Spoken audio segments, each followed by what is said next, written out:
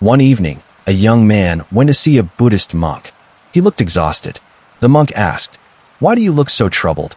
The young man sighed. "I keep thinking about my future. What if I fail? What if I choose the wrong career? What if everyone moves ahead of me? What if I disappoint my family? What if I never become successful?" The monk listened quietly. Then he picked up 2 small arrows. He held up the first one. "Imagine this arrow hits your arm." The young man nodded. "That would hurt."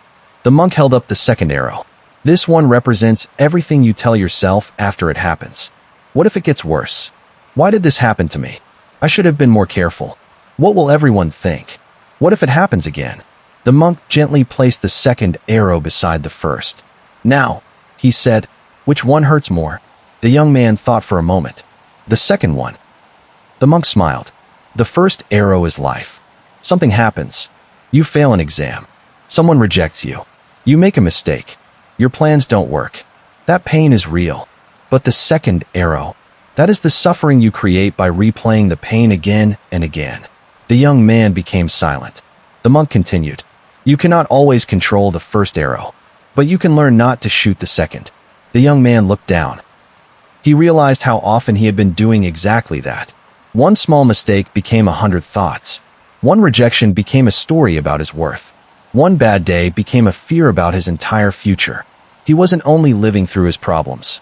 He was constantly reliving them. The monk poured tea into a cup. "Tell me," he said, "if you drop a cup and it breaks, how many times can you make it break?" "Once," the young man replied. "And how many times can your mind replay it?" The young man smiled. "Endlessly." "Exactly." The monk looked toward the setting sun. "Life will hurt you sometimes. People will disappoint you. You will fail.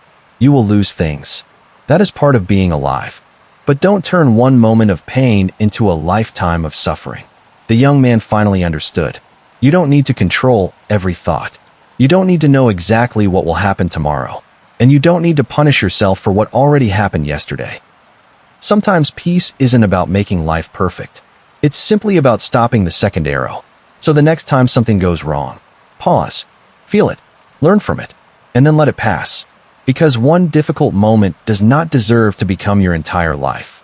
Life may shoot the first arrow, ***, but you don't have to shoot the second